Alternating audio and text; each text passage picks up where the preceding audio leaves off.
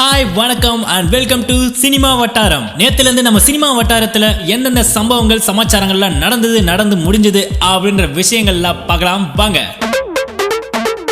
பட தயாரிப்பாளர் சங்கம் குறித்து கருத்து தெரிவித்ததற்கு நடிகர் விஷால் வருத்தம் தெரிவித்து சென்னை உயர்நீதிமன்றத்தில் மனு. இளைய தளபதி விஜய் அவர்களுடைய பைரவா திரைப்படம் தமிழ்நாட்டில் மட்டும் கிட்டத்தட்ட 550க்கும் மேற்பட்ட திரையரங்குகளில் வெளியாக உள்ளது.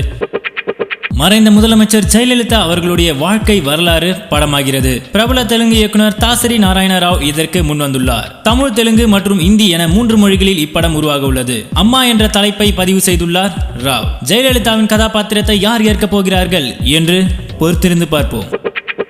நடிகை நமிதா வசிக்கும் வீட்டில் இருந்து காலி செய்ய இடைக்கால தடை. வாடகையை உயர்த்தி வற்புறுத்துவதாக உரிமையாளர் கருப்பையா மீது நமிதா வழக்கு. 14வது சென்னை இன்டர்நேஷனல் பிலிம் ஃபெஸ்டிவலின் பிரஸ் ரிலீஸ் வெளியானது.